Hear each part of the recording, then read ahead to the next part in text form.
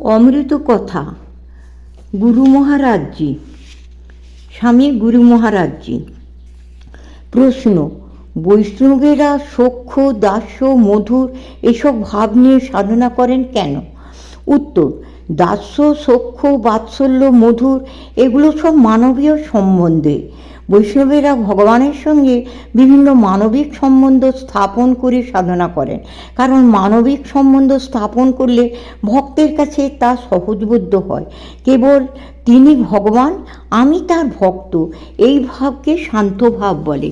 প্রশ্ন: সাধনা করতে করতে সকলেরই কি দিব্যদৃষ্টি হতে পারে মহারাজ? তিনি আমাদের ঠিক পথে নিয়ে যাবেন তো? উত্তর: হ্যাঁ, তোমার প্রতি তার কৃপা হলে হবে। ঈশ্বরের জন্য ব্যাকুল হও, তীব্র ব্যাকুলতা থাকলেই তিনি তোমাকে ঠিক পথে নিয়ে যাবেন। প্রশ্ন: শান্তভাবে কে সাধনা করেছেন? উত্তর: নারদ শান্তভাবে সাধনা করেছেন। দাস্যভাবে হনুমান, ভগবানের সঙ্গে সখ্যভাবে ব্রজবালকেরা অর্থাৎ ব্রজ রাখালেরা, বাৎসল্যভাবে শ্রীকৃষ্ণের পালক পিতামাতা নন্দ যশোদা, মধুরভাবে শ্রী রাধা প্রমুখ গোপীরা সাধনা করেছেন। শ্রীকৃষ্ণ বলছেন, কেবলমাত্র অনুরাগের দ্বারা ব্রজগোপীগণ, গো সকল, জমাল অর্জুন প্রভৃতি বৃক্ষ, হরিণ সকল, কালীয় প্রভৃতি নাগ এবং আরও অনেক অল্পবুদ্ধি প্রাণী কৃতার্থ হয়ে আমাকে লাভ করেছিল। প্রশ্ন: কিভাবে সাধনা করব মহারাজ? উত্তর: নিয়মিত জপ করবে, তারপর তাঁর কথা সর্বদা চিন্তা করবে। জপ করে অস্থির মন স্থির করা যায়। জপ করতে হয় বলে যান্ত্রিক ভাবে জপ করছি তা নয়, ভাবের সঙ্গে জপ করতে হয়। তাকে আপনার বলে মনে করে তাঁর নামে যে রস আছে সেই রসাস্বাদন করে জপ করতে হয়, তবেই ঠিক হবে। জপ, ধ্যান, সৎসঙ্গ, সৎগ্রন্থ পাঠ এসবই করতে হবে। ভাববে যে কী করে আমি এই দিনটি কাজে লাগাবো। বর্তমানকে কাজে লাগাও, ভবিষ্যৎ আপনি ঠিক হয়ে যাবে। সাধন ভজন যা হচ্ছে বলে মনে করছো তার চেয়ে আরও অনেক বেশি হওয়া দরকার। সর্বদা কথা মনে রাখবে। আত্মতৃপ্তি এলে তো বসে গেলে। জপ, সৎসঙ্গ, সৎ চিন্তা, সৎগ্রন্থ পাঠ এসব নিয়ে আধ্যাত্মিক পথে চলতে হবে। সব রকমভাবেই করতে হবে। রোজ রোজ এক জিনিস খেতে কি ভালো লাগে? একেবারেই না। তাতে একই স্বাদ পাবে। একঘেয়ে ভাব কাটাবার জন্য তোমরা নানা রকম জিনিস খাও। যাই হোক, আগে যা বললাম, সময়কে কাজে লাগাও। শক্তি তার মুখটা খুলে রাখে ৭ই নক্ষত্রের ১ ফোঁটা জলের জন্য। ৭ই নক্ষত্রের ১ ফোঁটা জল নিয়ে সে সকলের অলক্ষ্যে সমুদ্রের তলায় চলে যায়, সেখানে নির্জনে মুক্ত তৈরি করে। ঠাকুরের কথা এটি। কথামৃতে তোমরা পড়েছ যে শামুকের ভিতর মুক্ত তৈর হয়, এমনি আছে সেই শামুক ৭ই নক্ষত্রের বৃষ্টির জলের জন্য প্রস্তুত হয়ে থাকে। সেই জল পড়লে একেবারে অতল জলে ডুবে চলে যায়, যতদিন না মুক্ত হয়। মুক্ত তৈরি করা মানে তাঁর সারকে গ্রহণ করা, ভগবানকে ডেকে তাঁর কাছে প্রার্থনা করে সার বস্তু যা তা লাভ করা। অর্থাৎ অনেক কিছু শুনে লাভ নেই, যতটুকু তোমার প্রয়োজন তাতে মন একাগ্র করে সার বস্তু জীবনে প্রতিফলিত করা। প্রশ্ন: ভক্তির রজঃ তমঃ কি? উত্তর: ঠাকুর এই কথাটি ব্যাখ্যা করেছেন। ভক্তির তম বলছেন মার কাটলোট, অর্থাৎ আধ্যাত্মিক সম্পদ ছিনিয়ে নেওয়া। ভক্তির রজঃ হল ভক্ত গরদের দামি কাপড় পরবে, গলায় রুদ্রাক্ষের মালা পরবে, তার ভিতর সোনার দানাও থাকবে, অর্থাৎ বাহ্য আড়ম্বর থাকবে। ভক্তির সত্য হলো আভ্যন্তরীণ, এটি ভিতর থেকে আসে, তার ভিতরে বাহ্যিক কোনো আড়ম্বর নেই। এসব ঠাকুর ব্যাখ্যা করেছেন। এই বোঝা কঠিন। কথামৃতে আছে, ভক্তির তমঃ যার হয় তার বিশ্বাস জ্বলন্ত। ঈশ্বরের কাছে সেরূপ ভক্ত জোর করে যেন ডাকাতি করে ধন কেড়ে নেয়া, মারো কাটো বাঁধো, এইরূপ ডাকাত পোড়া ভাব। ভক্তির রজঃ থাকলে সে ভক্তের হয়তো তিলক আছে, রুদ্রাক্ষের মালা আছে, সেই মালার মধ্যে মধ্যে আবার একটি সোনার দানা। যখন পুজো করে গরদে কাপড় পরে পুজো করে। যে ভক্তের সত্যগুণ আছে সে ধ্যান করে অতি গোপনে। সে হয়তো মশারির ভিতর ধ্যান করে, সবাই জানছে ইনি শুয়ে আছে, আছেন, বুঝি রাতে ঘুম হয় না, তাই উঠতে দেরি হচ্ছে। প্রশ্ন, ভক্তের অহংকার কী? উত্তর, আমি তার ভক্ত, এই হলো ভক্তের অহংকার। এরকম অহংকার থাকা ভালো?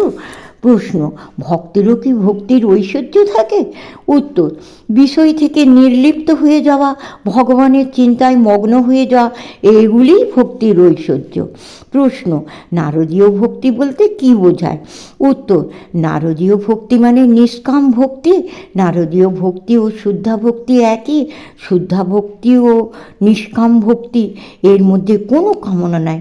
মনে রাখবে, ঠাকুর যা বলেছেন, যখন শ্রী রামচন্দ্র নারদকে তাঁর কাছ থেকে বর নিতে বললেন, নারদ তখন বলেছিলেন, রাম, আমার আর কি বাকি আছে, কি বর লোভ? তবে যদি একান্ত বর দিবে, এই বর দাও যেন তোমার পাদপদ্মে শুদ্ধা ভক্তি থাকে, আর যেন তোমার ভুবন মোহিনী মায়ায় মুগ্ধ না হয়। প্রশ্ন, এক ভক্তি বলতে কি বোঝায়? উত্তর, এক ভক্তি মানে একের প্রতি ভক্তি, মনটা একমুখী। যার একমাত্র ভগবানের দিকেই মন থাকে, সে অসাধারণ ব্যক্তি। সাধারণ মানুষের মন নানা দিকে যায়, একবার ভগবানে গেলে 10 বার বিষয় চিন্তায় যায়। ভগবানের চিন্তা দৃঢ় করতে দেয় না। প্রশ্ন, পাকা ভক্তি আর বিজ্ঞান কি? উত্তর, ভক্তি পাকা হলে তো সবই এক। পাকা ভক্তি যখন হয় তখন তা বিজ্ঞানই হয়ে যায়। ঠাকুর বলছেন, যার বিজ্ঞান হয়েছে সে দেখে যে তিনিই এইসব হয়েছেন। এখানে বিজ্ঞান বলতে সায়েন্স নয়, তিনিই এইসব হয়েছেন। এই রকম বিশেষ জ্ঞানকেই বলা হয়েছে বিজ্ঞান। প্রশ্ন, কি করলে ভক্তি হবে মহারাজ? উত্তর, ভক্তি করতে করতে ভক্তি হবে। ভক্তদের সঙ্গ করবে, পার্থিব জীবনকে পবিত্র রাখবে, ভগবানের নামগান করবে, তবেই ভগবানকে লাভ করতে পারবে। তার কাছে প্রার্থনা করবে, মনের সঙ্গে সংগ্রাম করবে, তাহলে ভগবানের প্রতি মন অবিচলিত থাকবে। ভক্তি লাভের উপায় হলো ভগবানের নাম গুণগান করা, নির্জন বাস, সাধু সঙ্গ এবং তার কথা চিন্তা করা।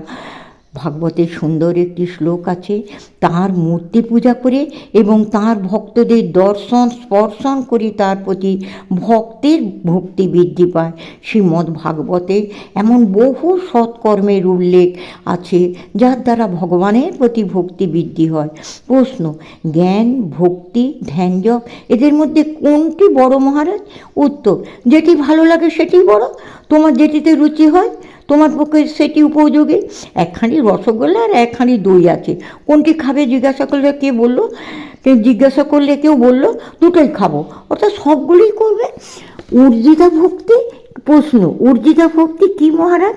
উত্তর, উর্জিতা ভক্তি হলো প্রবল ভক্তি। উর্জিতা ভক্তিতে ভক্ত আনন্দে হাসে, কাঁদে, নাচে, গায়। শ্রী রামকৃষ্ণ অধ্যাত্ম রামায়ণ থেকে এই উর্জিতা ভক্তি ভালোবাসার সম্বন্ধে বলেছেন। অধ্যাত্মে আছে, লক্ষ্মণ রামকে জিজ্ঞাসা করলেন, রাম, তুমি কতভাবে কত রূপে থাকো, কী রূপে তোমায় চিনতে পারবো? রাম বললেন, ভাই, একটা কথা জেনে রাখো, যেখানে উর্জিতা ভক্তি সেখানে নিশ্চয়ই আমি আছি। উর্জিতা ভক্তিতে হাসে, কাঁদে, নাচে, গায়। যদি কারো এরূপ ভক্তি হয়, নিশ্চয়ই যেন ঈশ্বর সেখানে স্বয়ং বর্তমান। শ্রীকৃষ্ণ ভাগবতে একটি সুন্দর শ্লোক আমার মনে পড়ছে। এখানে শ্রীকৃষ্ণ উদ্ধবকে বলতেন যে একমাত্র তাঁর প্রতি প্রবলা ভক্তি, ঊর্জিত ভক্তি ব্যতীত যোগ, জ্ঞান, ধর্ম, স্বাধ্যায়, তপস্যা, দান ইত্যাদি কোনো কিছুই তাকে সেভাবে বশীভূত করতে পারে না। ভাগবতে আরও বলা হয়েছে, অন্তরে গভীর ভক্তির উদ্বেগ না হলে লোম খাড়া হয়ে উঠবে কি করে, হৃদয় কোমল হবে কি করে, আনন্দরস্যু পড়বে কি করে, এবং ভক্তি ব্যতীত চিত্ত শুদ্ধ হবে কি করে? অতএব এই হলো গভীর বা উর্জিতা ভক্তি। প্রশ্ন, ভক্ত ও জ্ঞানীর দৃষ্টিভঙ্গির মধ্যে পার্থক্য আছে কি? উত্তর, ভক্তির দৃষ্টিতে ভক্ত যা কিছু দেখে সবই সুন্দর দেখে। জ্ঞানীর দৃষ্টিতে জ্ঞানী যা কিছু দেখেন সবই ব্রহ্ম। নদীর জল সমুদ্রে পড়ল, সে সমুদ্র হলো, কিন্তু নদী থাকতে সমুদ্র হলো না। গঙ্গার জল যেমন যেমন সমুদ্রে গিয়ে পড়লে সমুদ্র হয়ে যায়, মানুষও তেমনি ভগবানে মিশে যেতে পারে। তাতে বিলীন হয়ে গেলে মানুষ রূপ ক্ষুদ্রত্ব তার আর থাকে না। যে ভগবানকে ভক্তি করে, তার ভজনা করে, তার নাম গুণগান করে, সে হলো ভক্ত। যে ভগবৎ স্বরূপ রূপে নিজেকে জানে, সে কাকে ভক্তি করবে? যার দ্বারা সূর্যের গতিপথ নিয়ন্ত্রিত হচ্ছে, তার দ্বারাই পৃথিবীর গতিপথ নিয়ন্ত্রিত হয়। ঈশ্বরই সব নিয়ন্ত্রণ করছেন। ঈশ্বর শব্দের অর্থ নিয়ন্তা, আর নিয়ন্তা যদি না থাকেন তো চলবে কী করে? তিনিই সব নিয়ন্ত্রণ করছেন এবং তাঁর ইচ্ছা ছাড়া কিছুই হয় না। প্রশ্ন, ভগবানকে সবচেয়ে প্রিয় বস্তুর মতো ভালোবাসতে পারলেই কি বিচার পর্ব শেষ? উত্তর, না, এটি শেষ নয়, বরং বলা যেতে পারে আরম্ভ। এইভাবে ধীরে ধীরে সেই ভক্ত ভগবৎ স্বরূপতে রূপান্তরিত হয়। প্রশ্ন, বিশ্বাস কখন থেকে আরম্ভ? উত্তর, উপরে বর্ণিত অবস্থার আরও আগে থেকে। বিশ্বাস না থাকলে ভক্তের সাধনে প্রবৃত্তি হয় না, আর সাধনে প্রবৃত্ত হয়ে তারপর সাধন পথে যত এগোবে তত তার বিশ্বাসও দৃঢ় হতে থাকবে এবং সেই বিশ্বাসই পরে তার ঈশ্বরানুভূতিতে পরিণত হবে। প্রশ্ন, ভগবান লাভ কথাটির তাৎপর্য কী মহারাজ?